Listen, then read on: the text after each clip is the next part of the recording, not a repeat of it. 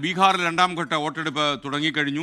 20 ജില്ലകളിലായി 122 മണ്ഡലങ്ങളിലേക്കാണ് വോട്ടെടുപ്പ് ഇപ്പോൾ നടക്കുന്നത്. 1300-ലേറെ സ്ഥാനാർത്ഥികൾ രണ്ടാം ഘട്ടത്തിൽ ജനവിധി തേടുന്നു. ചെങ്കോട്ട സ്ഫോടനത്തിന്റെ പശ്ചാത്തലത്തിൽ പോളിംഗ് സ്റ്റേഷനുകളിൽ കർശനമായ സുരക്ഷ വർദ്ധിപ്പിച്ചിട്ടുണ്ട്. ശ്രീനാഥ് ചന്ദ്രൻ ബീഹാറിൽ നിന്നും തയ്യാറാക്കിയ റിപ്പോർട്ടിലേക്ക്. ബീഹാറിലെ തെരഞ്ഞെടുപ്പിൻ്റെ ആവേശം യഥാർത്ഥത്തിൽ അറിയണമെങ്കിൽ ഗ്രാമമേഖലകളിലേക്ക് ഇറങ്ങണം എന്ന് പറയാറുണ്ട്. ഞാനിപ്പോൾ അങ്ങനെ ഒരു ഗ്രാമീണ മേഖലയിലേക്കാണ് എത്തിയിട്ടുള്ളത്. ജമുയി ജില്ലയിലെ ബർഹത്ത് ഡിവിഷനിലേക്കാണ് ഞാൻ എത്തിയിട്ടുള്ളത്. ഇവിടെയുള്ള ഈ സ്കൂളിൽ 3 ബൂത്തുകൾ സജ്ജമാക്കിയിരിക്കുന്നു.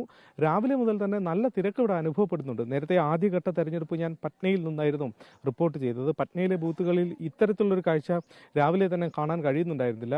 ഏതാണ്ട് ഒരു 10 മണിവരെയൊക്കെ കാര്യമായൊരു തിരക്ക് എവിടെയും ഉണ്ടായിരുന്നില്ല. അതിനുശേഷമാണ് പിന്നീട് ഒരു ഭേദപ്പെട്ട പോളിംഗ് ഉണ്ടായത്. പക്ഷേ ഗ്രാമമേഖലകളിൽ സ്ഥിതി വ്യത്യസ്തമാണ്. രാവിലെ തന്നെ വലിയ തോതിൽ വോട്ടർമാർ എത്തിയിട്ടുണ്ട്. സ്ത്രീ വോട്ടർമാരുടെ ഒരു നീണ്ട നിര ഈ 3 ബൂത്തുകളിലും നമുക്ക് കാണാൻ കഴിയുന്നുണ്ട് എന്നത് ശ്രദ്ധേയമാണ്. ആദ്യഘട്ടത്തിലും സ്ത്രീ വോട്ടർമാരായിരുന്നു കൂടുതൽ വോട്ട് ചെയ്തത്. പട്ന ഒഴികെയുള്ള ബാക്കി 17 ജില്ലകളിലും സ്ത്രീ വോട്ടർമാരായിരുന്നു കൂടുതൽ വോട്ട് ചെയ്തത്. ഇന്നിപ്പോൾ രണ്ടാം ഘട്ടത്തിലേക്ക് വരുമ്പോഴും അങ്ങനെ തന്നെ ആകാനുള്ള സാധ്യതയുണ്ട്. കാരണം അത്തരം കാഴ്ചകളാണ് ഓരോ ബൂത്തിലും നമുക്ക് കാണാൻ വേണ്ടി കഴിയുന്നത്. 20 ജില്ലകളിലായി 122 മണ്ഡലങ്ങളിലേക്കാണ് വോട്ടെടുപ്പ് നടക്കുന്നത്. നിതീഷ് കുമാർ മന്ത്രിസഭയിലെ 12 മന്ത്രിമാർ കൂടി ഈ ജനവിധി തേടുന്നുണ്ട് ഈ രണ്ടാം ഘട്ടത്തിൽ.